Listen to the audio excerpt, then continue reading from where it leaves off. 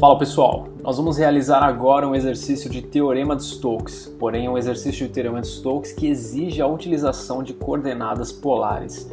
Lembrando que o Teorema de Stokes ele relaciona uma integral de linha com uma integral de superfície, então ele abre a possibilidade para você escolher qual das duas estratégias desse cálculo fica mais fácil, ou a integral de linha ou a integral de superfície. E o exercício que nós vamos resolver é esse aqui. Utilize o Teorema de Stokes para avaliar a integral de linha de f dr, do campo vetorial f dr, onde o campo vetorial é dado pelas coordenadas xy, 2z e 3y, e C é a curva formada pela intersecção do plano x mais e igual a 5 e o cilindro x² mais y² que é igual a 9. Já dá para ver que a gente precisa saber esboçar essas superfícies aqui também. Antes de começar o exercício, não se esqueça de dar aquela curtida no vídeo e de se inscrever aqui no nosso canal.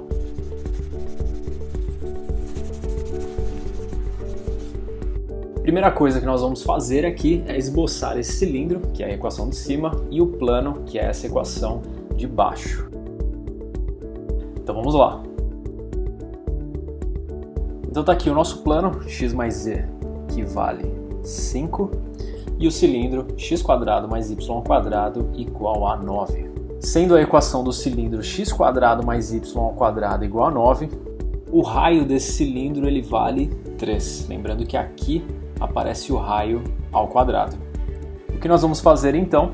Trocar essa integral de linha pela integral de superfície. E a nossa superfície está aqui marcada em verde agora. Se você quisesse realizar essa integral de linha, o cálculo dessa integral de linha, você teria que calculá-la nesse entorno aqui. No caso, nessa elipse, dado que a intersecção desse plano com esse cilindro, ela forma uma elipse. Porém, ao invés de realizar esse cálculo, nós vamos fazer o cálculo da integral de superfície, com essa superfície aqui marcada em verde. Mais uma vez, não custa relembrar, Stokes relaciona uma integral de linha com uma integral de superfície, então ele te permite escolher o método mais fácil. Se ele pede uma integral de linha, você pode muito bem trocá-la pela integral de superfície e o contrário também. Se ele pede uma integral de superfície, você pode trocá-la pela integral de linha, o que for mais conveniente. Sem mais enrolação, vamos começar os cálculos aqui. Primeira coisa, rotacional de f, dado que ele aparece aqui dentro da integral dupla, então nós precisamos calculá-lo previamente. Então nós temos aqui IJK, o vetor nabla, del x, del y e del z, e as coordenadas do campo vetorial. Lembrando que o campo vetorial ele é dado por xy, 2z e 3y. Portanto nós temos aqui xy, 2z e 3y. O cálculo do determinante você pode fazer da maneira que você preferir, pode ser por Laplace ou qualquer outra maneira.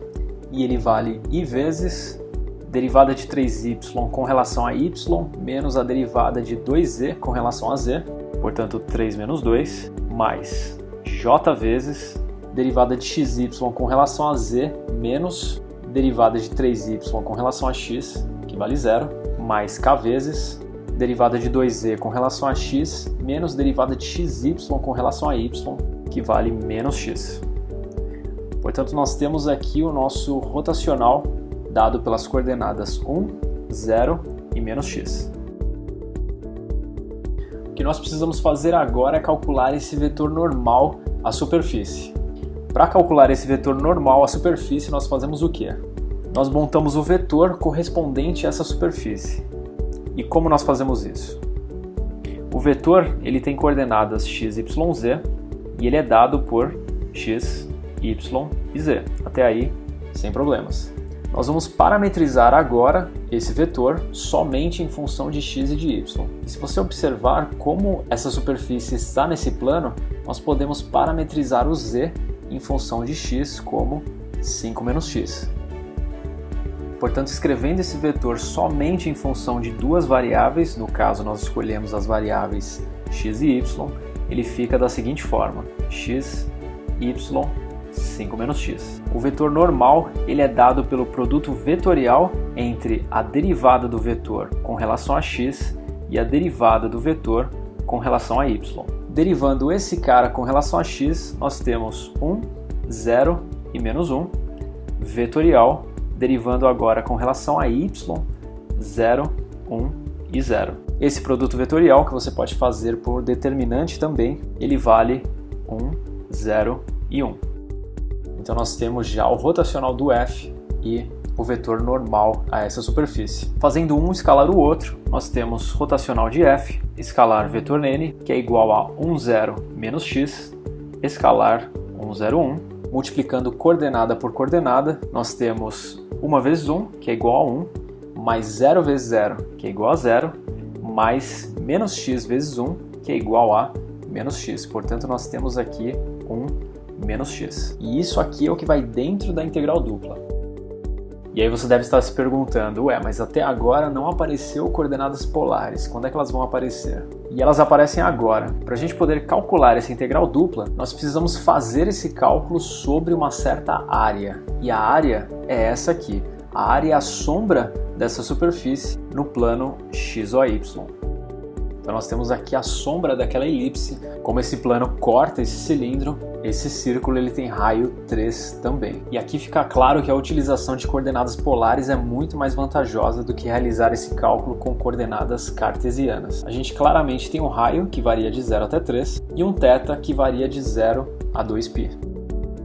E será que a gente precisa mudar alguma coisa dentro dessa integral dupla? Com certeza, nós não podemos ter x dentro da integral dupla, nós estamos fazendo a troca para coordenadas polares. Lembrando que em coordenadas polares o x ele vale r vezes cosseno θ, o y r seno θ e x² mais y² vale r². Porém, nós só vamos utilizar esse cara aqui. Então, utilizando coordenadas polares, nós temos a integral de 0 a 2π, de 0 a 3, representando, no caso, a primeira integral, a variação de θ, e a integral mais interna, a variação do raio, de 1 menos r cosseno θ, tudo isso vezes o jacobiano r, dr dθ. E essa integral já fornece a resposta para o nosso exercício, então vamos calculá-la agora.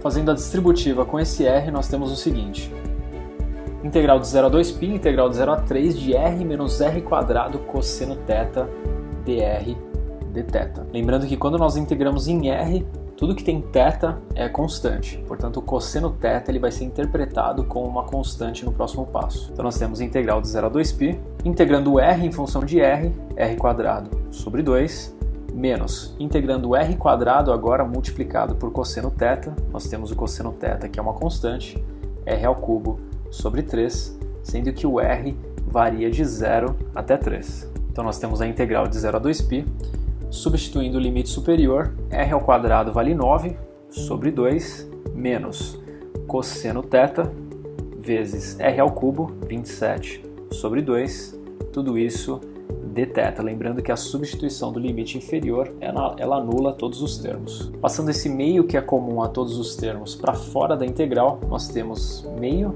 vezes integral de 0 a 2π, 9 menos 27 cosseno θ, tudo isso dθ.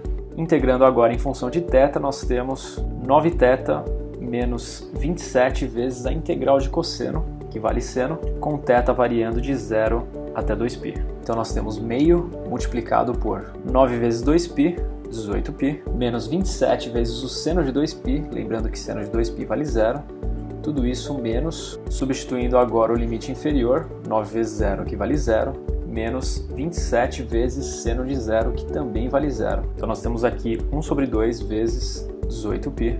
Resposta final do exercício, 9π. Tá aí, não é dos exercícios mais fáceis e mais rápidos, mas tá feito aí. Lembrando que a gente pode utilizar o teorema de Stokes das duas maneiras, transformando uma integral de linha em uma integral de superfície e fazendo o contrário também, transformando uma integral de superfície em uma integral de linha. Se você gostou desse vídeo, não se esqueça de dar aquela curtida e de se inscrever aqui no nosso canal. Até a próxima!